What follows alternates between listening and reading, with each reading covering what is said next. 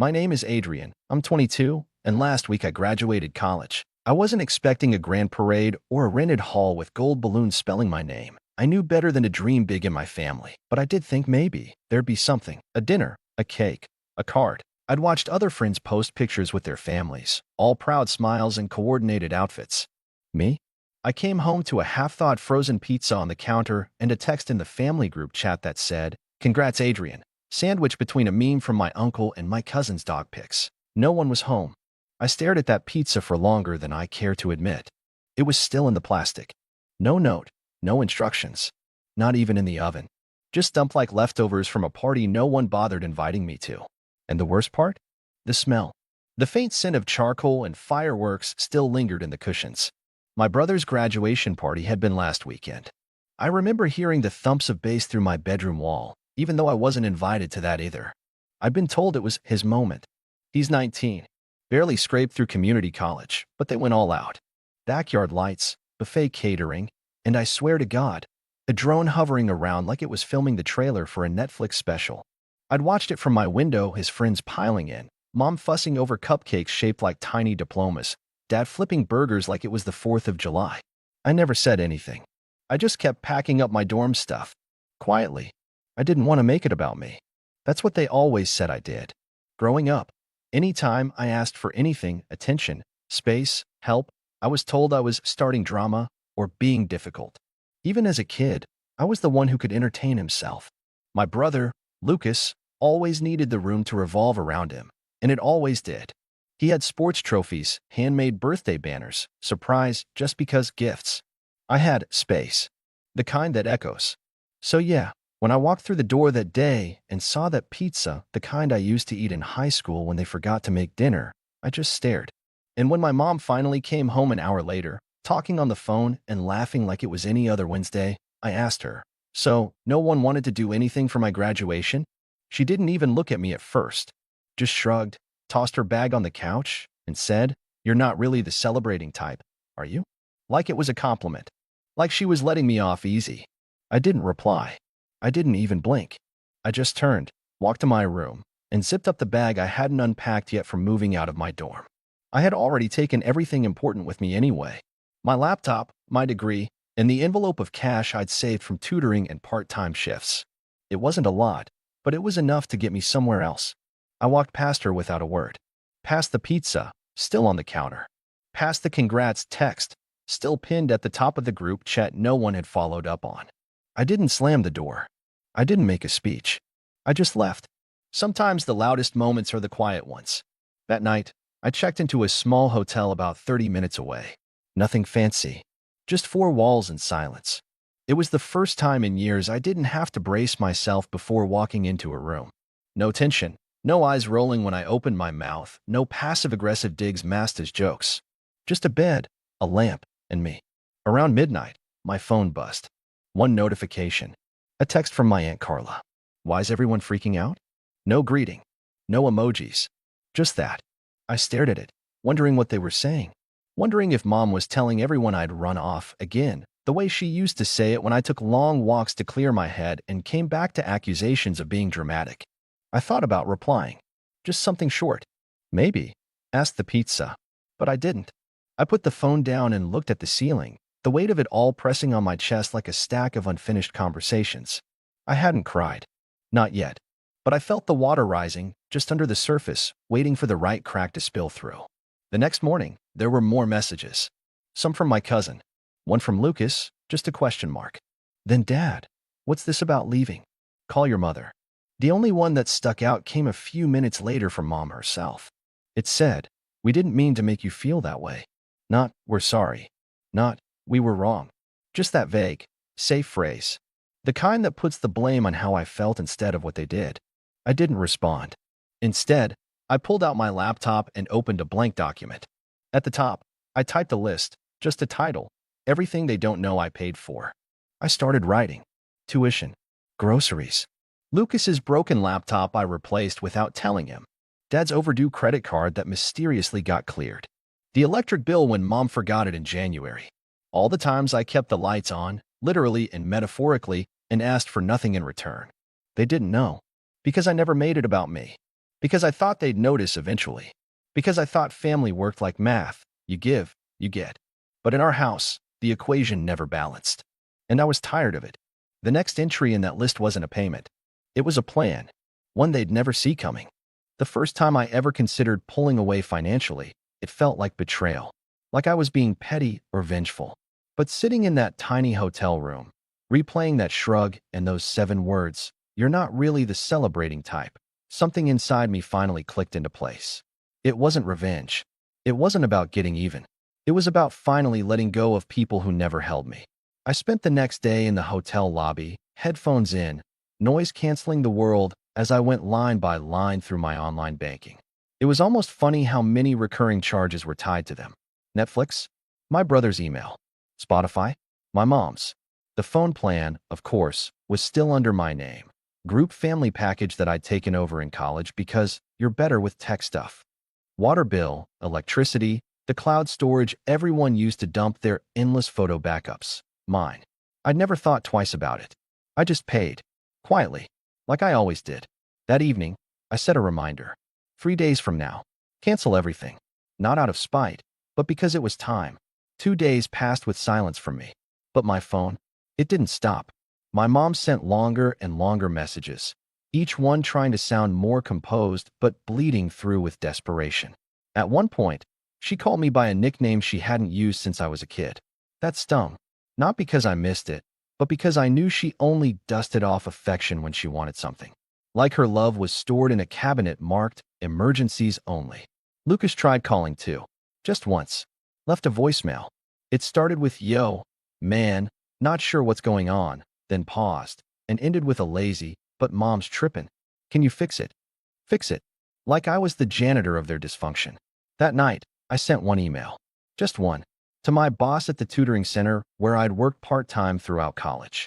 She'd once offered me a full-time role if I ever stuck around. I asked if the offer still stood.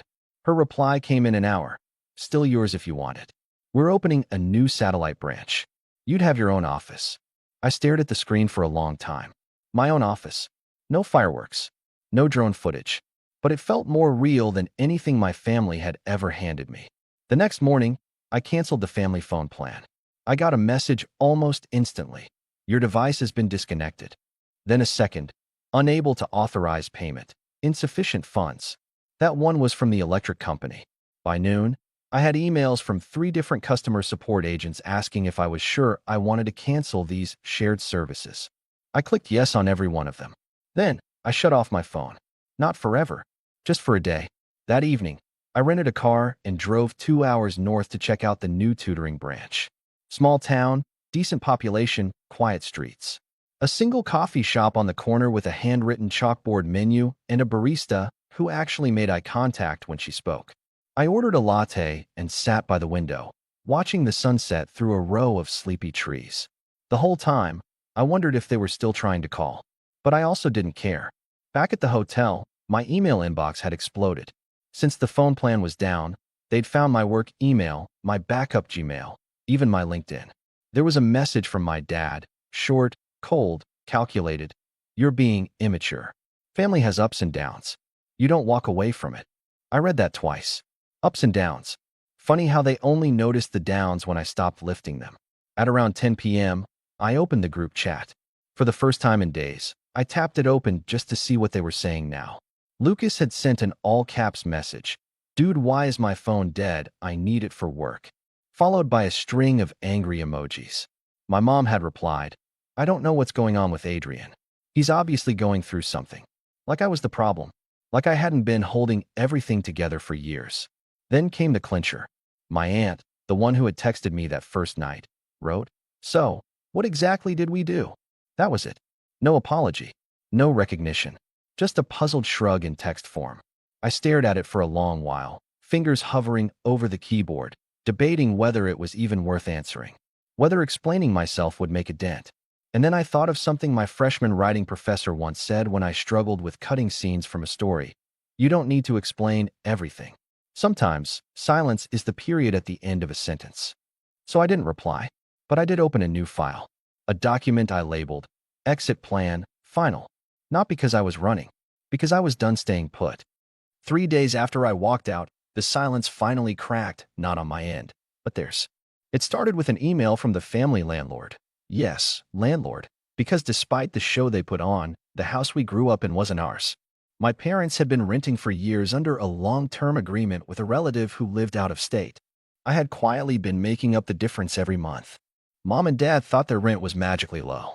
No, it was subsidized by me, ever since I found a copy of the overdue notice in our junk drawer 2 years ago. That email now said, payment not received. Contract at risk of default. Please respond immediately.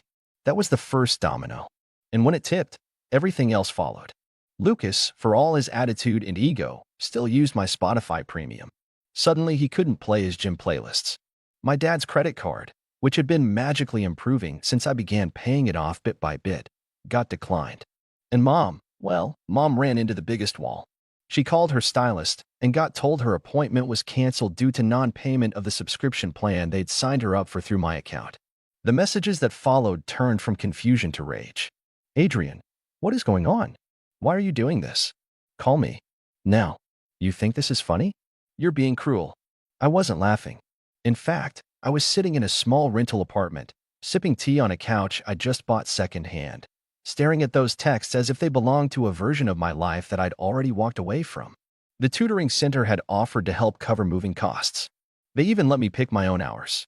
I had real coworkers now. A key card with my name on it. A plaque on the door that read, A. Bennett, academic consultant. No one here shrugged when I spoke. No one forgot I existed. And yet, I could still feel their grip tugging. That guilt, that invisible leash that years of being the responsible one had knotted around my throat. It wasn't enough to leave. They needed me to feel bad for leaving. That's what the next wave of messages was about. My mom switched tones like she was flipping through radio stations. I know you're upset, but this is hurting everyone. I didn't mean what I said. I was just stressed. You always take things so personally. You're punishing us for being imperfect. Then finally, you'll regret this when we're gone. There it was. The emotional grenade. She didn't know how to say sorry, so she reached for fear instead. But I didn't bite. Instead, I replied to Aunt Carla, the only one who'd asked why, even if she didn't really want the answer. I kept it short. I graduated. I came home to a frozen pizza. I watched you all throw Lucas a full-blown party while pretending I didn't exist. And now, the only time anyone remembers me is when they lose something I used to quietly provide. I didn't disappear. I just stopped volunteering for invisibility. She never replied. A week passed. And then, the doorbell rang. It was a Saturday. I was halfway through reading a book I'd been meaning to start since sophomore year. I opened the door, and there she was, Mom. Her hair a mess. No makeup.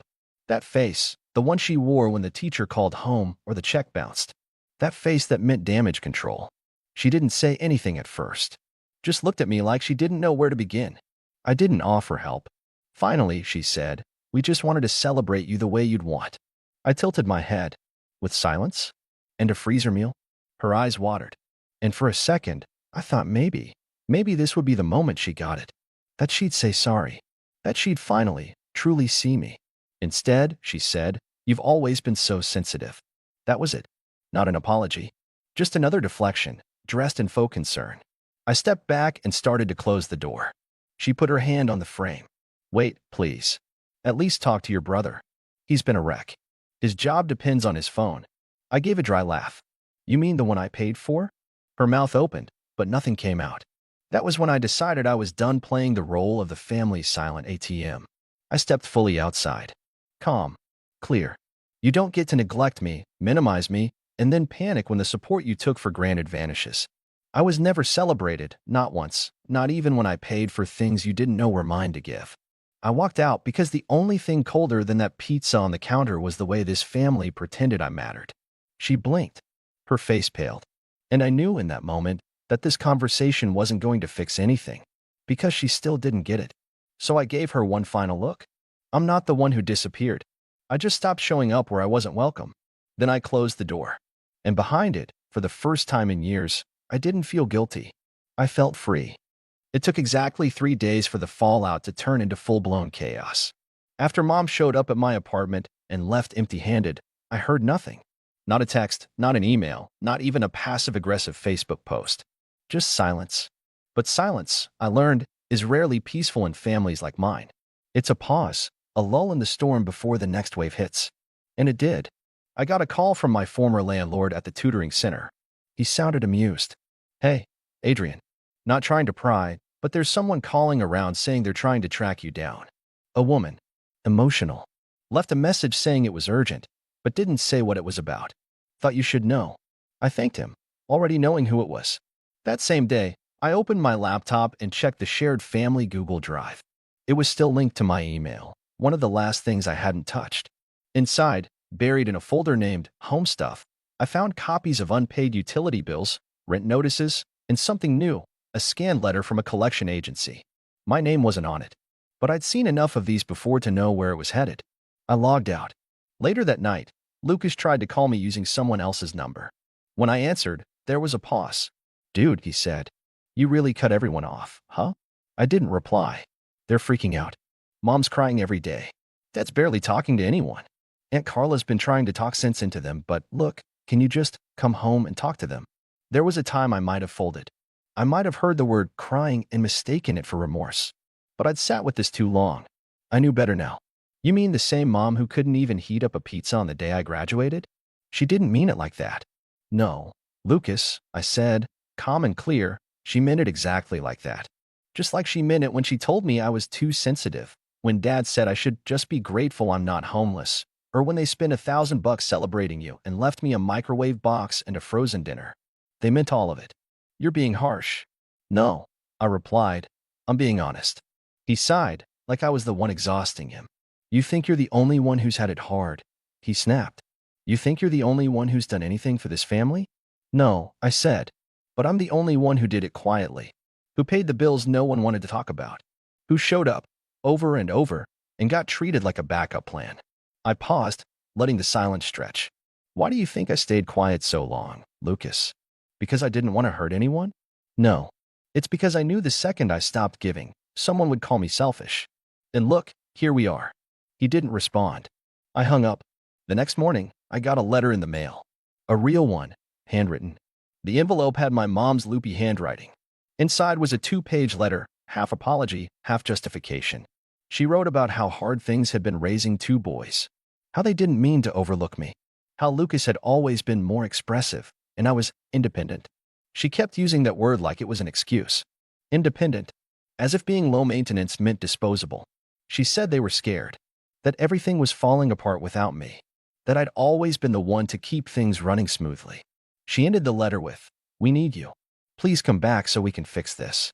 I folded the letter neatly and placed it in a drawer. Not to frame, not to save, just to remember. Because here's what they still didn't understand.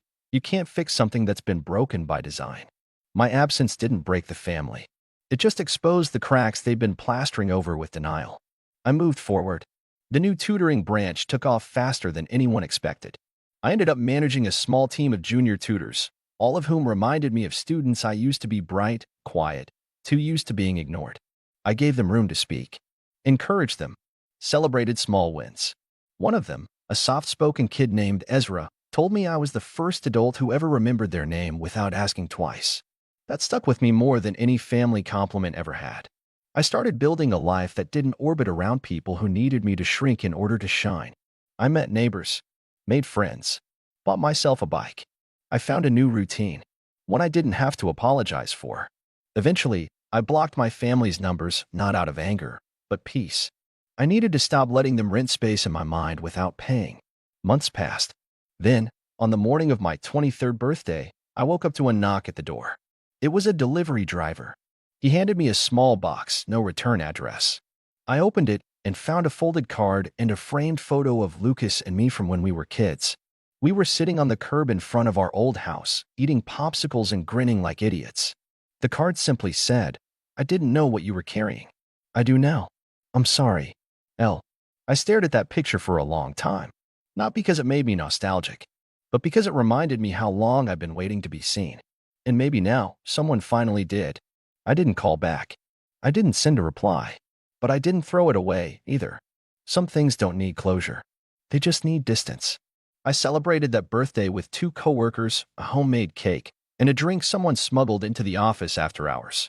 We laughed, We talked about music and books and bad Tinder dates. No one asked me to prove my worth. No one made a passive-aggressive joke when I talked too much. No one compared me to anyone else. And for the first time in my life, I didn't feel like a guest at my own table. I felt home. Not the one I came from, the one I built. And I didn't need fireworks. Just the quiet kind of peace that doesn't ask for anything in return.